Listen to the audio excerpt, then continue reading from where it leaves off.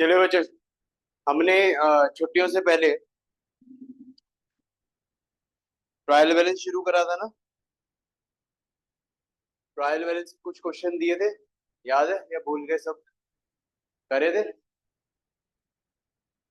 करे थे ट्राई। तुम्हें भी तो कराया, तू तो बाद में आई थी, तुम्हें तो कराया था। करे कुछ क्वेश्चन। चलो एक बार मैं चाहता हूँ, एक बार क्विकली टॉपिक ना रिकैप हो जाए हमारा। ये पिछली क्लास में हमने रिकॉर्ड भी नहीं करा था लेक्चर, अभी लेक्चर भी रिकॉर्ड कर रहे हैं। तो आपको जैसे मैं बता रहा था, ट्रायल बैलेंस एक समराइज्ड वे है। मतलब जब हम फाइनल अकाउंट बनाएंगे, फाइनेंशियल स्टेटमेंट प्रिपेयर करेंगे, उसके लिए हमारे को एक स्टेटमेंट चाहिए रहेगा जिसको देखकर हम अपने फाइनेंशियल स्टेटमेंट बनाएंगे। क्या होता है फाइनेंशियल स्टेटमेंट? देखो, अकाउंट्स हम क्यों कर रहे हैं उसके मेन दो कारण रहते हैं, मेन दो ऑब्जेक्टिव रहते हैं। पहला ऑब्जेक्टिव हमारा रहता है कि बिजनेस का हमें निकालना रहता है प्रॉफिट या लॉस। या तो हमें ये चाहिए प्रॉफिट और लॉस। इसके लिए हम एक स्टेटमेंट बनाते हैं जिसका नाम रहता है income statement. Income statement basically, income statement के लिए हमें बनाना रहता है trading and profit and loss account. ये बनाना होता है, ठीक है। एक हमारे को बिजनेस के लिए बैलेंस शीट बनानी होती है। बैलेंस शीट बनानी होती है। बैलेंस शीट के लिए, या बैलेंस शीट नहीं, सॉरी, हमें बिजनेस की फाइनेंशियल पोजीशन जाननी है। फाइनेंशियल पोजीशन कह लो, नेटवर्थ कह लो, one of the same thing. हाँ, इसके लिए हमारे को बैलेंस शीट प्रिपेयर करना रहता है। बैलेंस शीट, ठीक है ना।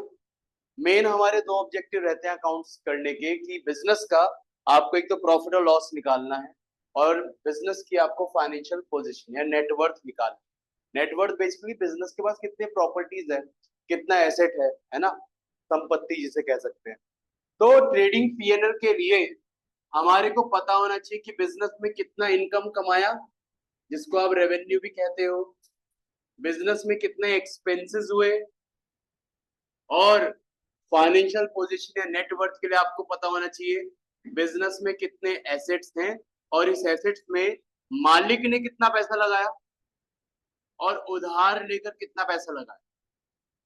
समझे ना बात? ये जो एक्स्ट्रा क्लास में आ रहे थे उनको मैं बताया भी इन सब टर्म्स के बारे में, है ना। मेन अकाउंट्स के जो फाउंडेशन है, पिलर है, वो ये पांच ही टर्म्स है बेटा।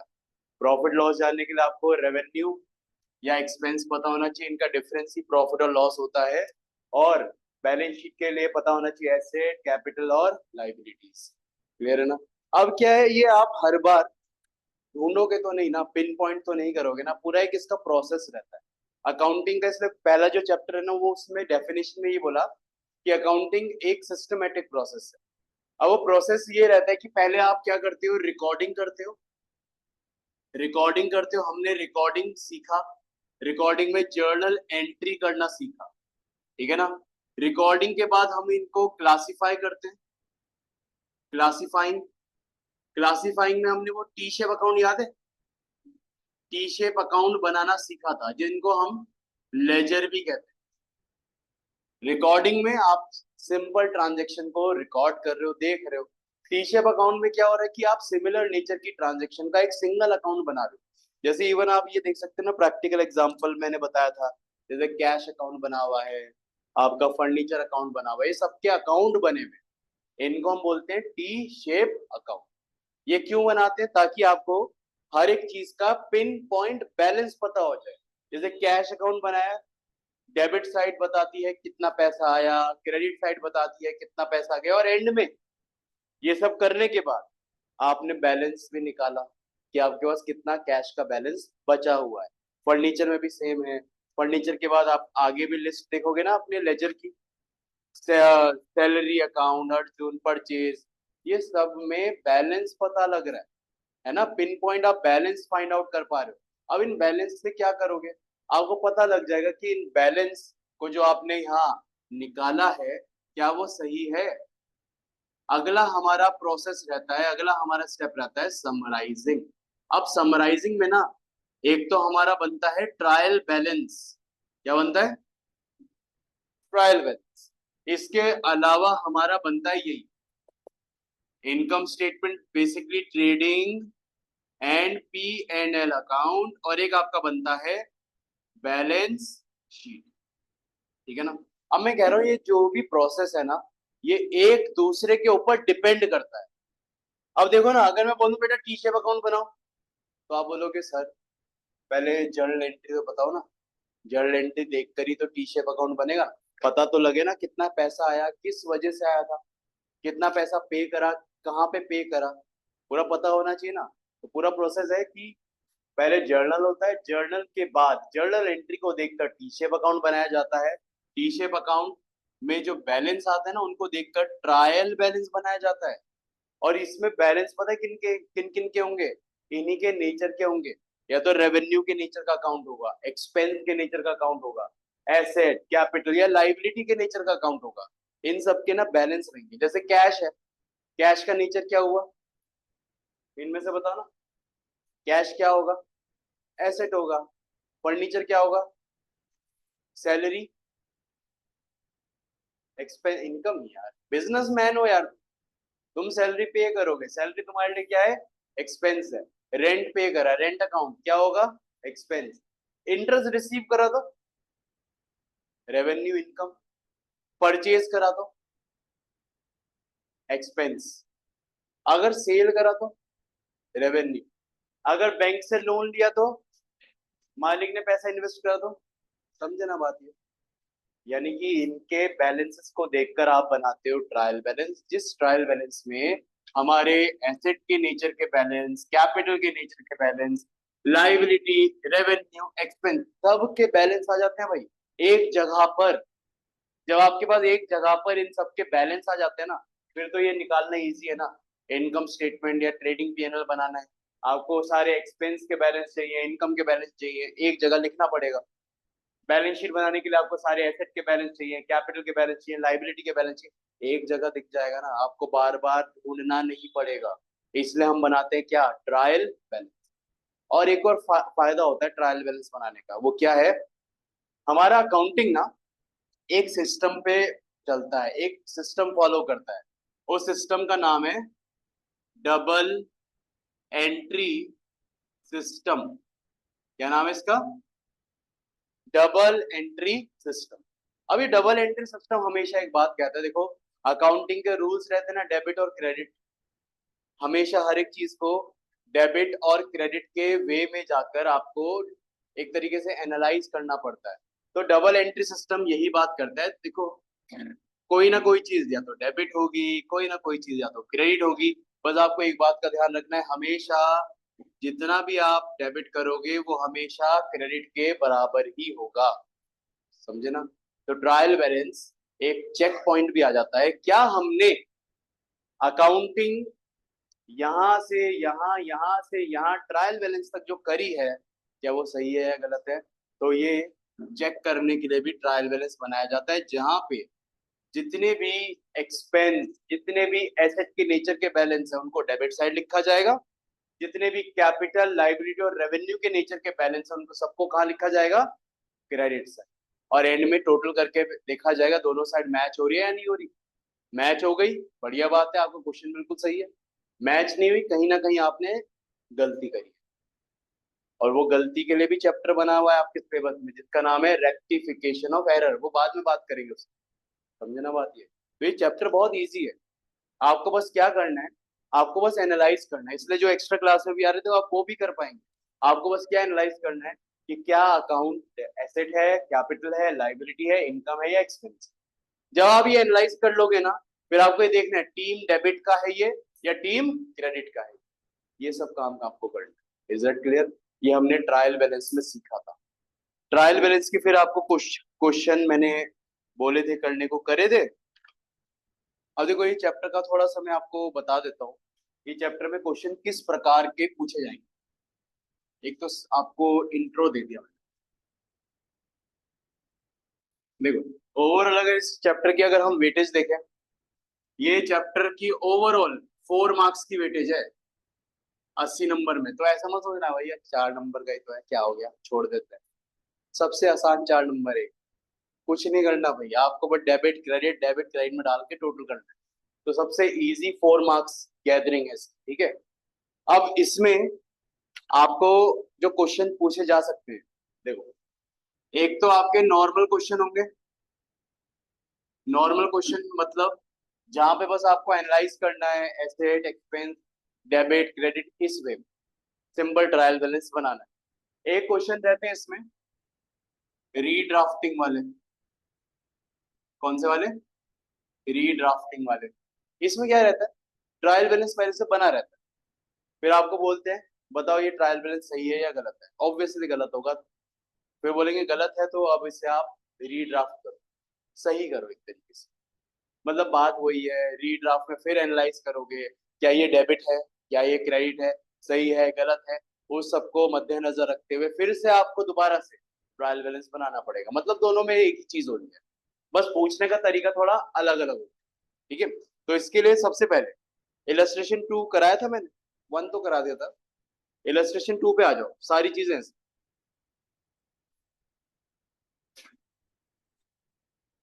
Page number 3 illustration number 2।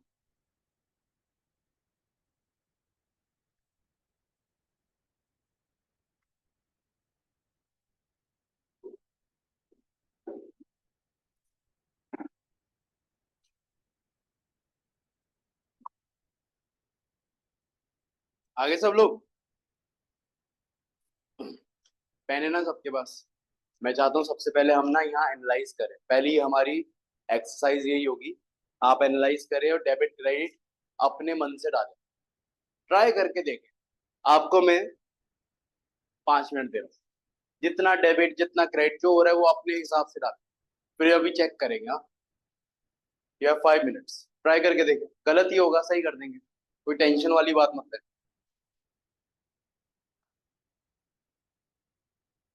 कोई चीज समझ में नहीं आ रही तो वहां तुक्का मार ले, कोई बात नहीं, क्या पता तुक्का भी सही निकल जाए, है ना। चलो करो।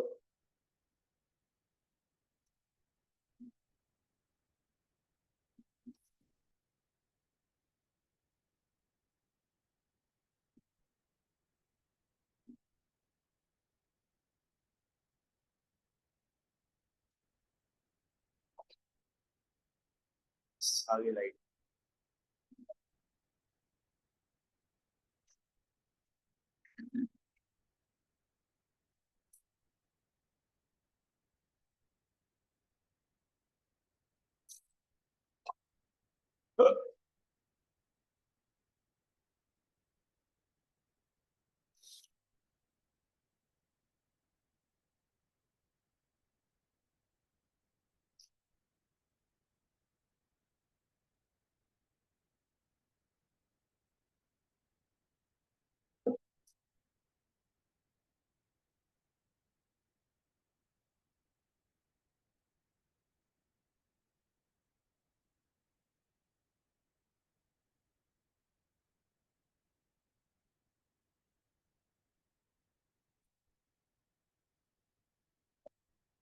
तो क्या हाल चाल है? हाँ समीर, भैया एक काम और करना था, बाहर के कूलर में पानी भी डाल दिया था।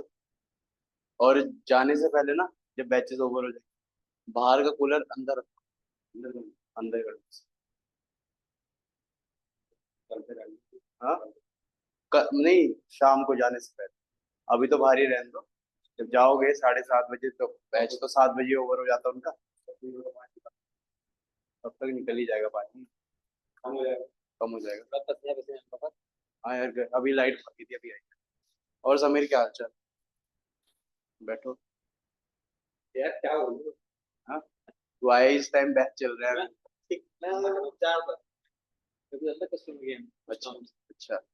उसका अकाउंट लॉक हो गया, तो वो देखूंगा कि उस रहता भी है कि वो थोड़ी इलीगल टाइप का होती है। अच्छा ठीक है। वो क्या आता है ये हाँ भैया, दरवाजा बंद कर दो। बाहर की तरफ, हाँ बाहर भी दिखाई नहीं देता। मैं गया था उसमें भैया, दरवाजा दरवाजा जी सीरीज अच्छा, में ऐसे जबरदस्ती तेरी ब्रांच कहाँ है? वो मेन जो मेन सही है, बढ़िया चल रहा था। तो वैसे ठीक है सही है यार, जॉब से सही चल रहा है। कितना पे अच्छा कर रहा है ना? टारगेट बेस है क्या? सही है यार, टारगेट बेस काम टेंशन है। मतलब ऐसा होता है शुरू शुरू तो ऐसा हुआ तो ठीक मतलब ट्राई तो करती हाँ ऐसा नहीं है कि मतलब करना ही है। इतना सही है, काम होते रहना चाहिए।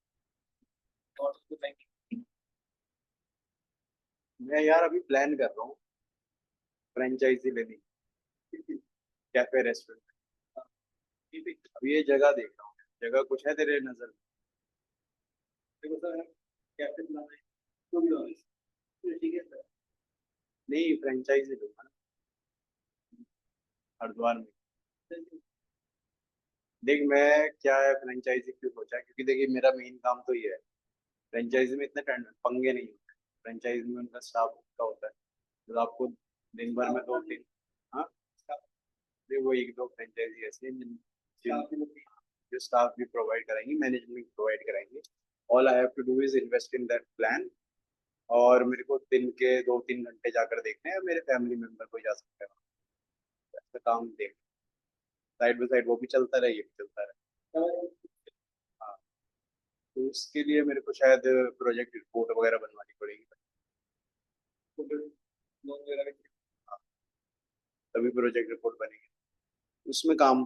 अब बैंकिंग काम कैसे करते हो वैसे तो मेरी पीएनबी है। कितने रेट करते हैं लोन का ये जितने भी लोन देते हैं किन से हाँ, सब हमारे यहाँ शिफ्ट कराते हैं ये अच्छा। शिफ्ट कराने में ना रेट तेरा कौन सा बैंक था? एचडीएफसी एचडीएफसी ना, एचडीएफसी वाले एक बंदे का भी कॉल आया था, कह रहा है आपके गाड़ी पे लोन मिल जाएगा, कार लोन। किसी का निसान मैग्नेट। कितना होगा 2 साल हो, 14 नवंबर में 2 साल हो जाएंगे। अब उसके इसके ऊपर भी लोन मिल जाएगा मतलब ऑलरेडी लोन चल ही रहा है, वो कह रहा है आपकी वैल्यूएशन का दुगना लोन मिल जाएगा, ऐसा कह रहा है। देखते हैं plan करते हैं। हमारी तरफ से ज्यादा फीचर्स आप मतलब एक तो पुरानी गाड़ी हाँ उसकी ईएमआई चल रही है हाँ। उसकी ईएमआई हम पूरी पे करते हैं अच्छा, और उसके ऊपर नहीं करते हैं यार इस बारे में बात, डिटेल में बात करते हैं, पहले फाइनलाइज होता है इसको क्या ओपन करना है। तो अकाउंट वगैरह की जरूरत है किसी को ये तो नहीं चाहिए ये अपनी को मानना तो अपन राइट तो इससे ज्यादा मैं जा रहा रखी हुई है सबके मैं अच्छा। जा रहा ये इसने बोला भाई करके दे ये सबसे ज्यादा होगा ये मतलब हाँ, आज पहली बार हुआ तो अभी स्कूल खुल जाने में आसपास के स्टाफ जो है उनको बोलता हूँ, एचडीएफ जो मेरे साथ में एम्प्लॉयज हैं काम, जीपीएस डालो तो तो आना तो ये चलाना था ना, शिवालिक नगर वाली ब्रांच चलानी है। उस साइड से चली गया उस साइड तो चल गया ना, सही चल गया, स्टेबल है। ये वाली ब्रांच को थोड़ा करनी है। थोड़ा अंदर है अंदर है अभी, धीरे धीरे अगर ये थोड़ा बढ़ जाता है तो फिर बाहर भी करना है, उस वजह से। बाकी बनने है दिल्ली अच्छा, बाकी ये चल रहा है। तो भी अच्छा अच्छा। ये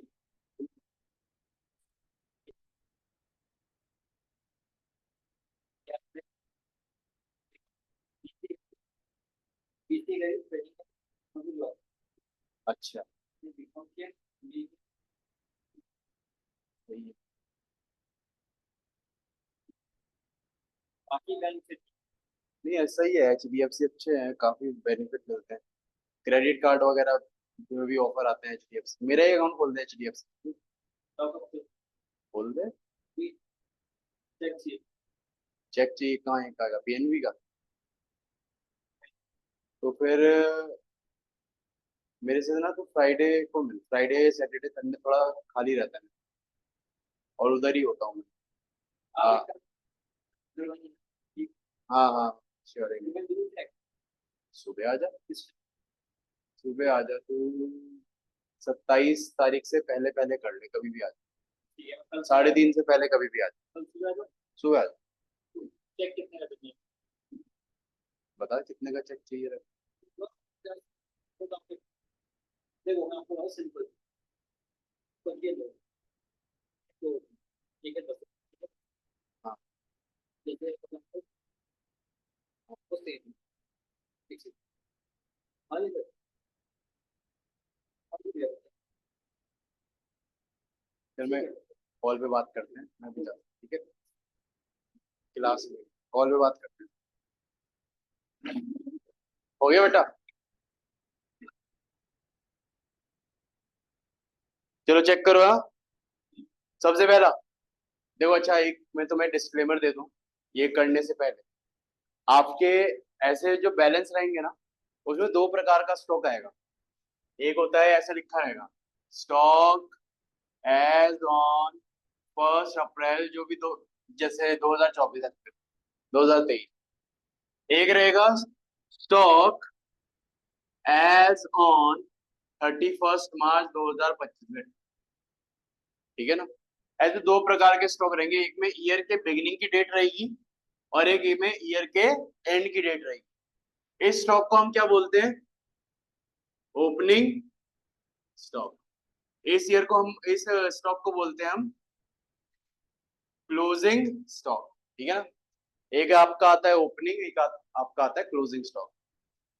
आपको मम्मी कसम कभी भी क्लोजिंग स्टॉक ट्रायल बैलेंस से मत लिखना, मम्मी का समझ, ठीक है। नहीं है, नंबर चाहिए ना, ये हटा दे, कसम है तुम। ये क्लोजिंग स्टॉक कभी भी ट्रायल बैलेंस में लिखना मत, लिख दे भी मत देना किसी भी रीजन की वजह से। ओपनिंग वाला लिखते रहना, कोई दिक्कत वाली बात नहीं है। अब मैं रीजन बताता हूँ, पहले लॉजिक समझ लो, है ना, क्यों लिखना है इसे। देखो क्या है, आपका जैसे बिजनेस एक पीरियड के बेसिस पे अकाउंटिंग करेंगे ना हम अपने बिजनेस की। 1 अप्रैल 24 में शुरू हुआ, 31 मार्च में खत्म हुआ, ठीक है ना। मान लो आपका पहले से बिजनेस चल ही रहा था, तो आपके पास पहले से बचा हुआ स्टॉक पड़ा था, लेट से 2 लाख रुपए का पड़ा था। फिर ड्यूरिंग द ईयर इस पूरे ईयर में आपने और गुड्स खरीदे, आपने लेट से 10 लाख रुपए के और गुड्स खरीद लिए। तो आपके पास टोटल गुड्स कितने अवेलेबल हैं? 12 लाख के हैं। 2 लाख का पहले का बचा हुआ, 10 लाख का आपने और खरीदा। ईयर के एंड में मैं कह सकता हूं मेरे पास टोटल 12 लैक्स के गुड्स पड़े हैं बेचने के लिए। लेकिन जब मैंने बेचे सामान, गुड्स सोल्ड करा, तो मेरे को पता लगा मैंने सारे नहीं बेचे। हो सकता है ना, इट इज क्वाइट नेचुरल ना कि सारा सामान ना बिके। जितना आपने परचेज करा, जितना आपने प्रोड्यूस करा, सारा नहीं बिकता, बच जाता है ईयर के एंड में। तो ईयर के एंड में आपके पास लेट से 1 लाख रुपए का अनसोल्ड गुड्स पड़ा है। ईयर के एंड में आपके पास पड़ा है अनसोल्ड गुड्स, कितने का बेटा? 1 लाख। तो मेरा सवाल, मैंने पूरे साल भर में कितने गुड्स सोल्ड करे? 11 लाख। 12 लाख कैसे? 2 लाख का पहले था, 10 लाख का और खरीदा, टोटल अवेलेबल कितना है बेचने के लिए? 12 लाख मेरे पास अवेलेबल है, अवेलेबल फॉर सेल। लेकिन उसमें से मैंने बेचा कितना? 1 लाख तो मैंने अनसोल्ड हो गया ना, अनसोल्ड वाला इसमें से माइनस हो गया ना, तब जाकर 11 लाख बचा ना। Is that clear? लेकिन जब हम ट्रायल बैलेंस बनाते हैं ना, सोच कर देखना वहां, जब भी हम ट्रायल बैलेंस बनाते हैं ना, ऐसा रहता है ना, डेबिट का कॉलम अलग, क्रेडिट का कॉलम अलग, ठीक है। अब लॉजिक लगाना, ओपनिंग स्टॉक क्या है नेचर से? स्टॉक क्या होता है नेचर से? एसेट रहता है अपना। एसेट होता है तो उसे कहां पे डालते हो आप? डेबिट वाले कॉलम में। Very good. अगर आप ओपनिंग स्टॉक मान रहे हो 2 लाख रुपए आप ऐसे डेबिट करोगे, एग्री ना? फिर परचेज करा, परचेज क्या हुआ नेचर से? एक्सपेंस, उसे भी क्या करोगे? डेबिट करोगे। परचेज को आप 10 लाख रुपए से डेबिट करो, ओके, एग्री ना? क्लोजिंग स्टॉक आया, फिर आप दोबारा लॉजिक लगाओगे, अरे भैया स्टॉक तो एसेट ही होता है ना, इसको भी लिख देते हैं अपना एसेट साइड। तो क्लोजिंग स्टॉक भी आप जैसे ही एसेट साइड लिख रहे थे 1 लाख रुपए, अरे भाई आपके पास टोटल तो 13 लाख का सामान आ गया, कहां से? सामान तो एक्चुअल में 12 का ही था। 2 लाख का खरीदा, 10 लाख, सॉरी 2 लाख का बचा हुआ सामान, 10 लाख का खरीदा हुआ सामान। 1 लाख तो वो सामान है जो बिका नहीं, अभी अनसोल्ड है, उसको यहाँ पे कंसिडर करोगे तो इट विल डिनोट कि आपके पास टोटल गुड्स 13 लाख के आ गए। सही बात है, गलत बात है ये? गलत बात है ना ये? इसलिए मैं कहता हूँ क्लोजिंग स्टॉक को यहाँ पे रिकॉर्ड मत करो, बताओ आपके पास सामान 12 लाख का ही था। पता है क्यों? क्योंकि ये जो 1 लाख का स्टॉक बचा है ना अनसोल्ड, वो उसकी वैल्यू इसमें ही तो जुड़ी हुई है ऑलरेडी। 1 लाख रुपए जो अनसोल्ड गुड्स है उसकी value in purchase opening stock में जुड़ी हुई तो है, क्योंकि 1 लाख रुपीज इसमें ही तो निकल के आएगा कि इतना सामान अनसोल्ड है, अगले साल बिकेगा, अगले साल के लिए एसेट है, इस साल के लिए थोड़ी है। तो लॉजिक समझे ना? तो यहाँ पे अनसोल्ड गुड्स ईयर के एंड वाले को कंसिडर मत करना, कर दिया ना कंसिडर, इसका मतलब आपने जो 1 लाख इसमें ऑलरेडी वैल्यू जोड़ रखी है उसमें 1 लाख और जोड़ दिया, ऐसे थोड़ा करेंगे। तो इसलिए क्लोजिंग स्टॉक कभी भी रिकॉर्ड नहीं करते, एग्री? समझ गए सब लोग? अब दोबारा सवाल पे आते, ठीक है? तो सबसे पहले आपको स्टॉक 1 अप्रैल वाला दिया है, ओपनिंग स्टॉक है, कहां पे डालेंगे इसे? Debit side. फिर परचेज है, किधर? Debit. Sales, revenue, credit. Carriage inward, इसको पहले समझना। कैरेज, फ्रीट, एक और वर्ड आता है ऑक्ट्रॉय, ये सब पता है क्या रहते हैं? कैरेज, फ्रीट, ऑक्ट्रॉय, ये सब रहते हैं हमारे ट्रांसपोर्टेशन एक्सपेंस। क्या रहते हैं ये हमारे? Transportation expense, okay. अब अगर इनके आपके एक तरीके से सफिक्स में, सफिक्स मतलब पीछे जो वर्ड दिया हुआ है, सफिक्स में इनवर्ड यूज किया हुआ है या सफिक्स में आउटवर्ड यूज किया हुआ है, तो इनवर्ड आउटवर्ड का मतलब समझना। इनवर्ड का मतलब ऑन परचेज, आउटवर्ड का मतलब ऑन सेल। तो पॉइंट समझना भाई, कैरेज इनवर्ड है, कैरेज इनवर्ड मतलब transportation expense on purchase, carriage outward है ट्रांसपोर्टेशन एक्सपेंस ऑन सेल। अरे भाई दोनों केस में है तो एक्सपेंस ही, चाहे परचेज पे करो चाहे सेल पे करो। मैंने अगर कहीं से सामान खरीदा, उस दुकानदार ने बोला भाई साहब ये सामान तो इतने का पड़ेगा तुम्हें, फिर गाड़ी करोगे, अपने पास लेकर आओगे सामान, गाड़ी का किराया भाई साहब आप ही दोगे, हम नहीं देते। गाड़ी का किराया मैंने दिया अपनी जेब से, तो खर्चा हुआ ना मेरे लिए, उस खर्चे को मैं बोलूंगा कैरेज इनवर्ड। लेकिन अगर मैंने किसी कस्टमर का सामान बेचा, है ना, अभी क्या नया नया बिजनेस है, थोड़ा रेपुटेशन बनाना पड़ेगा, गुडविल बनाना पड़ेगा, तो मैंने कस्टमर को बोला, कस्टमर भाई साहब आप सामान खरीद तो रहे हो हमारी दुकान से, लेकिन आपके घर तक पहुंचाने की जिम्मेदारी भी हमारी, गाड़ी वाले को किराया मत देना, हम ही पहुंचाएंगे, तो उसका किराया का खर्चा भी मैं दे रहा हूँ। तो ये भी मेरा क्या हुआ बेटा? ट्रांसपोर्टेशन एक्सपेंस हुआ, आउटवर्ड वाला हुआ। तो कैरेज इनवर्ड हुआ चाहे कैरेज आउटवर्ड हुआ, दोनों ही खर्चे किसके हैं? हमारे। तो कैरेज इनवर्ड भी एक्सपेंस है बेटा, टीम डेबिट। कैरेज आउटवर्ड भी एक्सपेंस है, इसकी भी टीम क्या है? डेबिट। समझे ना बात ये? और ये पॉइंट ना कहीं ऐसे क्वेश्चन के ऊपर नीचे कहीं लिख लेना, तो मैं बता रहा हूँ, सिखा रहा हूँ। Next, return inward. Return inward क्या हुआ? रिटर्न वर्ड यूज होता है गुड्स के लिए, रिटर्न गुड्स हो रहे, और इनवर्ड मतलब आपके पास आ रहे। अब बेटा कौन सा गुड्स आपके पास आएगा? जो आपने बेचा होगा। रिटर्न इनवर्ड का मतलब क्या हुआ? Sales return. अगर किसी को नहीं पता ना, रिटर्न इनवर्ड के ब्रैकेट में लिख देना, रिटर्न इनवर्ड का मतलब रहता है, क्या मतलब रहता है? Sales return. और कहीं पे वर्ड यूज है ना रिटर्न आउटवर्ड, उसका मतलब होता है परचेज रिटर्न। ओके, एक है सेल्स रिटर्न और एक है आपका परचेज रिटर्न। अब मेरे को बताओ ना, सेल्स अगर रेवेन्यू है तो उसकी टीम क्या रहती है, क्रेडिट। तो सेल्स रिटर्न उसका उल्टा चलेगा ना, इसकी टीम क्या रहेगी, डेबिट। तो ये किधर जाएगा, डेबिट साइड।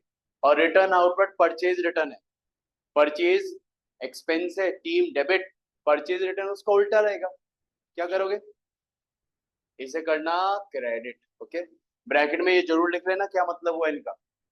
अब क्या बच्चे पता है कहाँ कंफ्यूज होते हैं, मैं चाहता हूँ तुम मेरे से पढ़े हुए तो कंफ्यूजन होने की जरूरत नहीं है, पहले ही बता रहा हूँ। बच्चे कहते हो कैरेज इनवर्स रिटर्न इनवर्ट में क्या फर्क है, अबे फर्क है। कैरेज मतलब ट्रांसपोर्टेशन एक्सपेंस, यहाँ पे रिटर्न मतलब गुड्स का रिटर्न। यहाँ पे इनवर्ड आउटवर्ड का मतलब हुआ कि transportation expense on purchase, transportation expense on sale. तो दोनों केस में एक्सपेंस तो है ही ना, लेकिन यहाँ मतलब थोड़ा अलग है। यहाँ रिटर्न इनवर्ड मतलब गुड्स रिटर्न होकर आपके पास वापस आए तो सेल्स रिटर्न, रिटर्न आउटवर्ड मतलब गुड्स रिटर्न करके आपने वापस भेजे, परचेज रिटर्न। समझे ना, ये फर्क है दोनों, तो इनका फर्क समझ।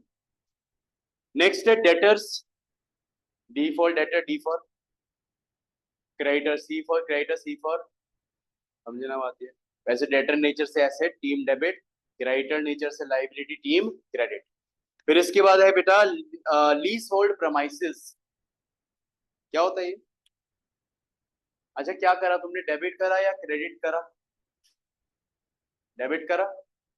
देखो प्रेमाइसेस क्या रहता है, जिस जगह पे आप बिजनेस कर रहे हो, जैसे ये पूरा एक घर है ना ऊपर वाला एरिया, ये प्रेमाइसेस है हमारी एआई, है ना। और ये हमारी खुद की नहीं है, we rent this particular place. अब रेंट और लीज में पता है क्या फर्क हुआ, रेंट तो हो गया कि आप एग्रीमेंट कर रहे हो हर महीने रेंट देने का। लीज पे क्या रहता है कि आपने एक लमसम अमाउंट दिया, आपने बोला भाई साहब ये जो ऊपर वाला एरिया है ना, ये हमें दे दो, लो 50 लाख रुपए, और 10 साल के लिए परेशान मत करना, मैं 10 साल के लिए ये 50 लाख रुपए रखो, 10 साल के लिए जगह अब हमारी है। लेकिन क्या ये प्रॉपर्टी हमारे नाम पे है क्या अभी भी, but we have a legal right to use this particular place for next 10 years। तो उसे बोलते हैं लीज होल्ड प्रेमाइसेस। समझे ना बात ये, इसमें हर महीने रेंट नहीं देना रहता, इसमें आपका पहली एग्रीमेंट हो गया, पहली कॉन्ट्रैक्ट हो गया, एक लमसम अमाउंट आपने पहले ही दे दिया, और उसके बेसिस पे आप उस प्रॉपर्टी को यूज कर रहे हो। तो इसे बोलते हैं बेटा लीज होल्ड प्रेमाइसेस। ओके, क्योंकि ये एक बारी में एडवांस में आप पैसा दे चुके हो, तो बाय नेचर ही आपका क्या हुआ, एसेट, एसेट हुआ। तो टीम क्या रहेगी इसकी, डेबिट, तो डेबिट में जाएगा, सही करा। इक्विपमेंट्स, इक्विपमेंट डेबिट या क्रेडिट, डेबिट। जैसे ये एक मैंने कैमरा लगा रखा है लेक्चर को रिकॉर्ड करने के लिए, मेरा क्या है, इक्विपमेंट ही तो है। तो ये इक्विपमेंट मेरे एसेट में आएगा नहीं आएगा, तो टीम क्या होगी, team debit, very good. Repairs to equipment, equipment खराब हो जाता है उसकी रिपेयर करवा रहे तो टीम, रिपेयर क्या हुआ, एक्सपेंस, टीम क्या होगी, डेबिट, सही करो ऐसे, team debit. Depreciation, depreciation debit, expense होता है ना ये, ठीक है। बिल रिसीवेबल, डेबिट एसेट है ये। बिल्स पेबल, ये लाइबिलिटी है, पे करना है ना, ये क्या हुआ आपका, लाइबिलिटी है तो क्रेडिट। बैंक ओवरड्राफ्ट,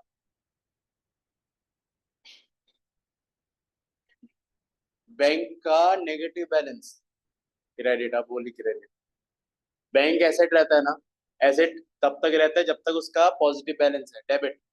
जैसे ही बैंक का नेगेटिव बैलेंस है उसका नाम अलग हो गया, उसका नाम हो गया बैंक ओवरड्राफ्ट। कि अब बैंक को आप पैसा दोगे बैंक को, रिकवर करेगी बैंक आपसे पैसा, तो बैंक आपका क्या बन गया, लाइबिलिटी। तो क्या हो गया ये, टीम क्रेडिट। इसके बाद है बेटा इंटरेस्ट ऑन ओवरड्राफ्ट, लाइबिलिटी पे इंटरेस्ट मिलता है या देते हो, पे करोगे ना, एक्सपेंस है, team debit. Interest on overdraft team debit. अच्छा, ये परचेज रिटर्न और डिस्काउंट अलाउड एक साथ आ गया। परचेज रिटर्न इसमें होगा कितना होगा, ऊपर नीचे हो गया ना ये।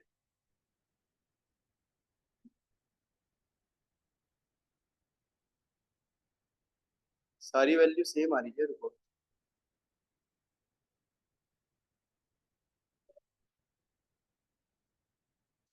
ये परचेज रिटर्न गलती से छप गया बेटा कार्ड लेने से। डिस्काउंट अलाउड ही है ये। डिस्काउंट अलाउड किधर जाएगा, डेबिट या क्रेडिट। परचेज रिटर्न काट देना, वो गलती से छप गया। डिस्काउंट अलाउ कर रहे हो आप, फायदा नुकसान। टीम डेबिट, क्रेडिट नहीं डेबिट, खर्चा है ना। सैलरी, बिजनेसमैन है हम, पे करेंगे salary, team debit. Discount received credit, ठीक है। लॉन्ग टर्म बोरोइंग्स, बोरो मतलब उधार लेना, टीम क्रेडिट लाइबिलिटी है। अब यहाँ पे ना आपके कुछ शब्द आए हैं जो आपने पहली बार सुने होंगे, जिनका नाम है प्रोविजन। बताया था मैंने पहले प्रोविजन के बारे में। व्हाट इज प्रोविजन, नहीं बताया था? सुनो फिर मेरी बात ध्यान से। देखो क्या है, सुनना ध्यान से। मान लो अगर मैंने किसी व्यक्ति से उधार लिया, उस व्यक्ति ने बोला तुम्हें 3 महीने बाद 40,000 रुपये हमें वापस करने हैं, अभी 40,000 दे रहे हैं उधार, तुम्हें 3 महीने बाद 40,000 प्लस इंटरेस्ट देना है। तो मेरे को पता है ना वो व्यक्ति मेरा क्या बन गया, लाइबिलिटी। वी नो कि उसे कितना एग्जैक्ट अमाउंट देना और कितने टाइम बाद देना। एग्री। प्रोविजन बनता है ऐसी लाइबिलिटी या ऐसे एक्सपेंस या लॉसेस को कवर करने के लिए जो कब होंगे वी डोंट, कितने होंगे वी ऑल्सो डोंट, बट एक अंदाजा हमें पता है। अंदाजे से हम लगा सकते हैं कि शायद इतना खर्चा हो सकता है, शायद इतना एक्सपेंस हो सकता है। तो उसके लिए हम क्या बनाते हैं, प्रोविजन। क्या बनेगा हमारा, प्रोविजन। यानी कि एक ऐसा अमाउंट है जो आपको फ्यूचर में एक्सपेंस या लॉस या किसी भी प्रकार की लाइबिलिटी को पे करने के लिए पहले से ही बचाना पड़ता है, अपनी इनकम से निकाल कर रख रहे हो, और रखना पड़ेगा, कंपलसरी है रखना। तो इसके लिए हम क्या बनाते हैं बेटा, प्रोविजन। तो प्रोविजन को ना बिल्कुल आप ऐसे कंसिडर कर सकते हो जैसे गुल्लक में पैसा डालते हैं। डालते हैं, सबके घर में गुल्लक रहती है, गुल्लक में सारे कोई पैसा डाल देता है। गुल्लक का सीन यही रहता है कि या तो एक थॉट रहता है कि गुल्लक में हम पैसा सेव करते रहेंगे, और इस पैसे को जब गुल्लक फोड़ेंगे पैसा बहुत सारा निकलेगा तो हम ये चीज खरीदेंगे। कब खरीदेंगे वी डोंट नो, ठीक है, कितना खर्च आएगा we also don't know, but कभी ना कभी तो करेंगे भाई ये काम। गुल्लक फोड़ने में जो मजा आएगा वो और कहीं नहीं आएगा। समझे ना बात। तो गुल्लक को बिल्कुल आप पैरेलल ले सकते हो प्रोविजन के जैसा।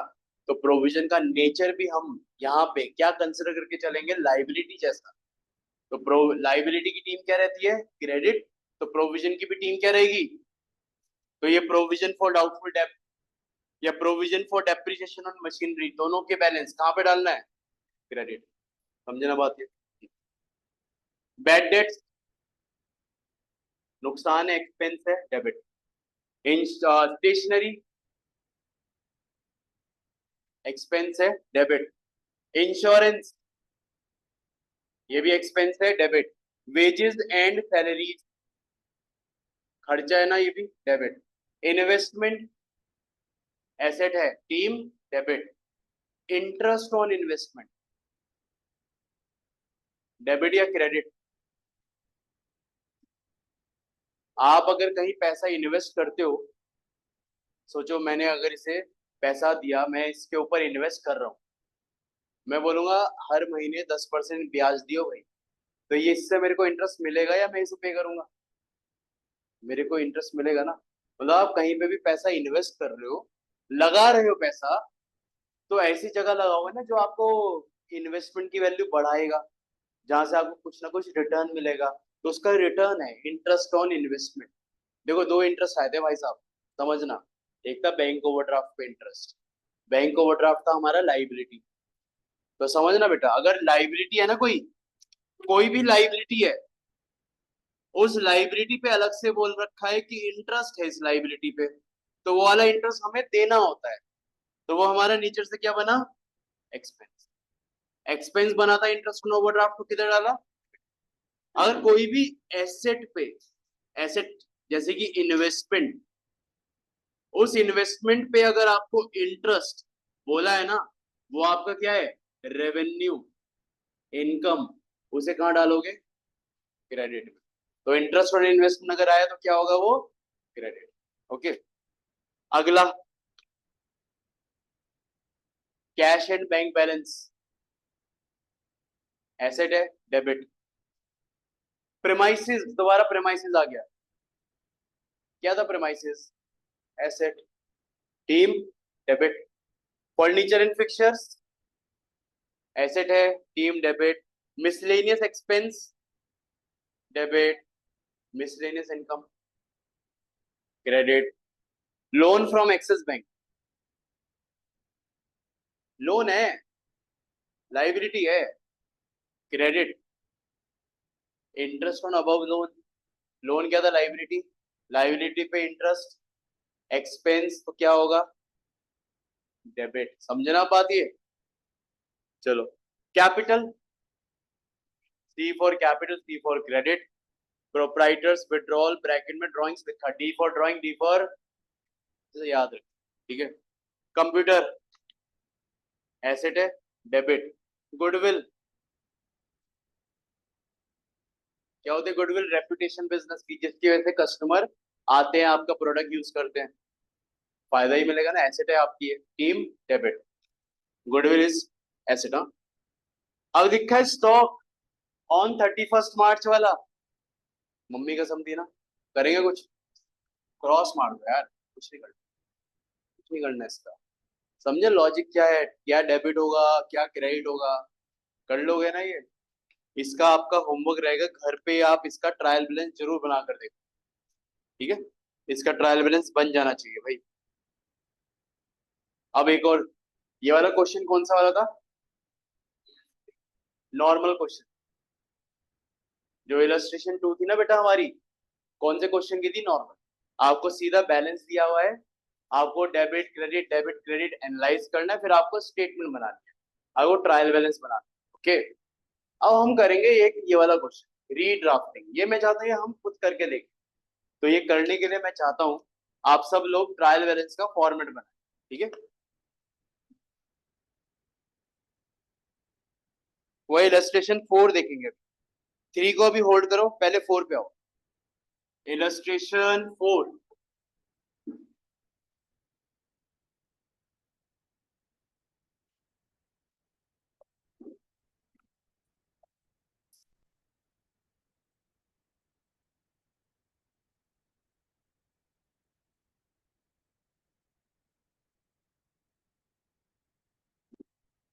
सब लोग आना इलस्ट्रेशन नंबर 4 पे।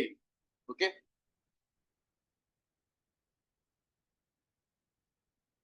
फॉर्मेट याद है ट्रायल बैलेंस का, चलो देखो। फॉर्मेट क्या था, पहले हेडिंग डालो, क्या बना रहे हो, ट्रायल बैलेंस। फिर यहाँ ना, यहाँ आती है एज ऑन करके, ईयर के एंड की डेट, कौन से ईयर का बना रहे हैं। यहाँ पे अगर आप चेक करो, ट्रायल बैलेंस का ईयर एंड तो दे नहीं रखा, तो ब्लैंक छोड़ दो, डैश कर दो। फिर कॉलम आता है पहला, पर्टिकुलर्स, ठीक है, या तो आप पर्टिकुलर्स लिख सकते हो, लेकिन अगर आपके स्कूल वाले कहते हैं जी पर्टिकुलर मत लिखो, पर्टिकुलर की जगह नेम ऑफ अकाउंट लिखो, तो आप नेम ऑफ अकाउंट लिख देना, एक ही बात है, ठीक है।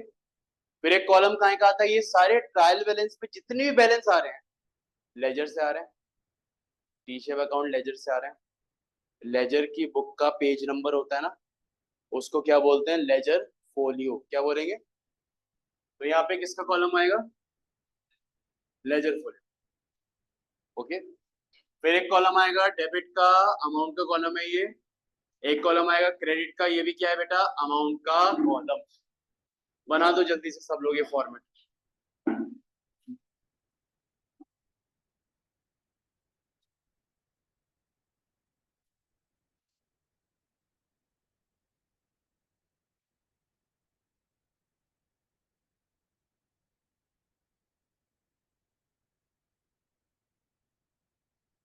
फॉर्मेट बना, फॉर्मेट जल्दी से, बातें नहीं, मेक फॉर्मेट। पानी गिला इसके बाद, क्वेश्चन के बाद।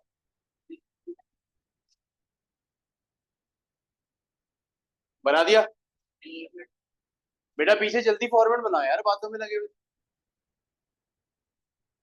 क्विकली मेक फॉर्मेट यार।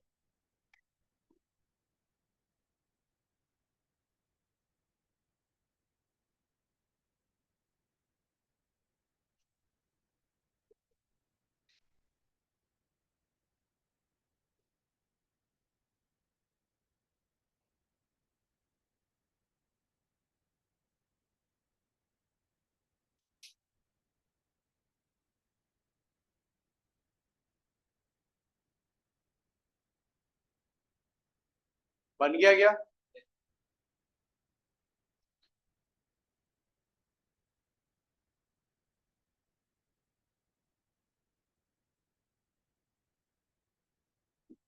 चलिए ये देख, अब इस रीड्राफ्टिंग में क्या है बेटा, जैसा हमने फॉर्मेट बनाया ना, ऑलरेडी इन्होंने भी फॉर्मेट बना रखा है। अगर आप इलस्ट्रेशन 4 देखोगे, देख रहे हैं फॉर्मेट। फॉलोइंग, देखो क्वेश्चन पढ़ना। The following trial balance has been prepared by an inexperienced accountant. मेरे से नहीं पढ़ाना वो, तो इनएक्सपीरियंस्ड अकाउंटेंट था बेचारा। You are required to identify the error and prepare the trial balance in a correct form. देखो फॉर्मेट बिल्कुल सही है, बट गलती क्या करी, डेबिट क्रेडिट में मिस्टेक करी होगी भाई। तो हम गलती देखते हैं, हाँ, जो चीज गलत है उसे सही करना, और जो चीज सही है उसको तो सही तरीके से लिखना ही है। तो पहला इन्होंने लिखा cash in hand. Cash in hand देखो किधर लिखा है बेटा, डेबिट में लिखा है। सही है गलत है? गलत है। कैश इन हैंड मतलब कैश का बैलेंस। क्या होता है कैश नेचर से एसेट, टीम क्या होगी डेबिट। सही है वो, इतना भी इनएक्सपीरियंस नहीं है भाई। तो इसने कैश इन हैंड सही लिखा है, तो आप कैश इन हैंड लिखना, डेबिट में लिखना बेटा 10,000 रुपए। ओके। अगला फिक्स्ड एसेट। अब देखो फिक्स, अच्छा फिक्स्ड एसेट पता है ना क्या होता है, जिनका लाइफ मोर देन 1 ईयर चलती है, फर्नीचर बिल्डिंग इस तरीके का ना। अब फिक्स्ड एसेट है बेटा 12,500, इन्होंने लिख दिया क्रेडिट में। यार एसेट तो टीम डेबिट होता है, ये गलत कर दिया। तो इसे सही करके लिखना फिक्स्ड एसेट, इसे लिखना डेबिट साइड 12,500। इसके बाद है बेटा capital, C for capital, C for credit, credit में ही है ना, यहाँ कोई गलती नहीं है, ये सही है। कैपिटल 38,600। कैपिटल के बाद है परचेज। परचेज बताओ सही है गलत है? सही है, तो सही है तो सही जगह लिखो, परचेजेस 22,500। परचेज के बाद सेल्स है बेटा, सेल्स क्रेडिट में आना चाहिए, गलत कर दिया, तो लिखना सेल्स, ये आ जाएगा क्रेडिट साइड 10,250। फिर है डिस्काउंट अलाउड, गलत है, तो इसे लिख दो डेबिट में, डिस्काउंट अलाउड 250 रुपए डेबिट। ओके, समझ रहे हो ना, पीछे समझ पा रहे हो ना क्या हो रहा है? ठीक है। रिटर्न इनवर्ड है, तो मैंने बताया था what is return inward. Option A purchase return, option B sales return. Sales return, sales return, sales return. तो टीम डेबिट या क्रेडिट? डेबिट। इन्होंने कहा लिखा, गलत कर दिया, तो रिटर्न इनवर्ड के नाम से इसको आप बेटा डेबिट में लिखो। How much? 500 रुपये। अब रिटर्न आउटवर्ड है क्या, परचेज रिटर्न क्रेडिट में, इन्होंने डेबिट में लिख दिया। रिटर्न आउटवर्ड 700 रुपये क्रेडिट। ओके, परचेज रिटर्न उल्टा चलेगा ना। वेजेस एंड सैलरी, सही गलत? सही है, इसमें कोई टेंशन नहीं है, जो है वैसे लिखो। वेजेस एंड सैलरीज 5,000 रुपये। डेटर्स ये भी सही है। 1340। क्रेडिटर्स, ये भी सही है। 4700।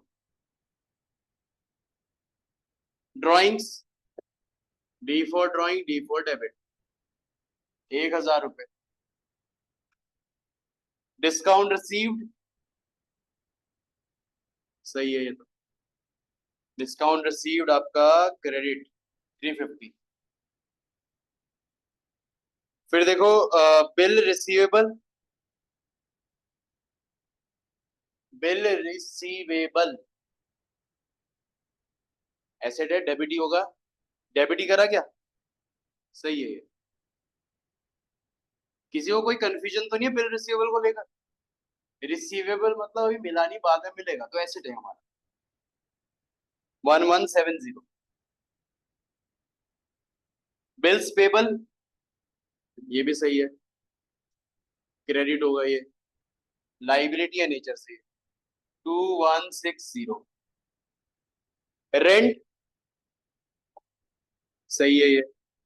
अच्छा कुछ नहीं बोला तो एज्यूम खर्चा ही होगा। रेंट 1500, डेबिट, सही है। इंटरेस्ट पेड, डेबिट आना चाहिए ना, तो इंटरेस्ट पेड आपका डेबिट आए 1000। हो गया। देखो जब इन्होंने बनाया ना, इनका देखो डेबिट क्रेडिट मैच नहीं हो रहा था, तभी गलत था इनका। अब अगर हम देखें ना, हमारा ये मैच होना चाहिए। जब भी आप टोटल करोगे ना, डबल अंडरलाइन करके खत्म करना। अब टोटल करके देखो, मैं डेबिट का कर रहा हूँ, चलो। 22,500, 45, 45,750, 5750,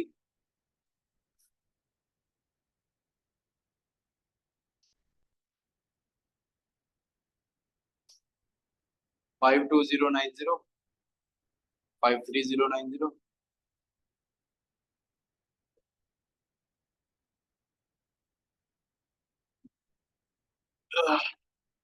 54260,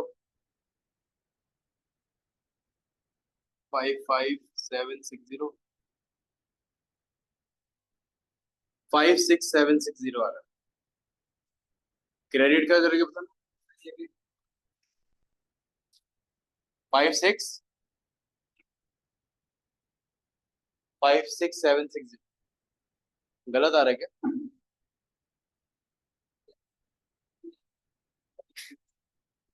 38,600, 10,250, 700, 4,700, 350, 2160। अरे 1000 रुपये यहाँ आएगा भाई, यहाँ नहीं आएगा, गलत जोड़ दे। ये आ रहा है, सही है।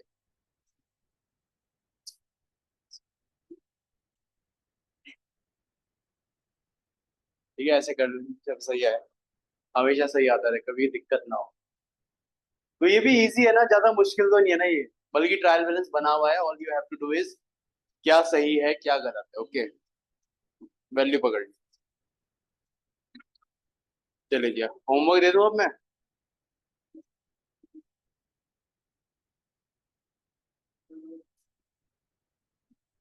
अब मैं कल चेक करूंगा होमवर्क आपका।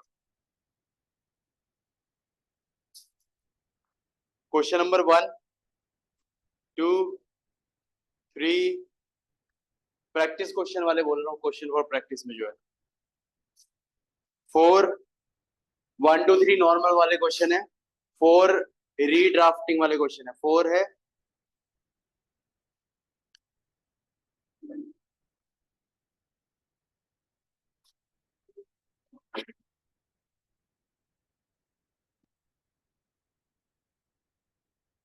6 है, 5 वाला मत करना भी, बस इतने ही। बाकी जो बचे हुए उनको कल देखेंगे।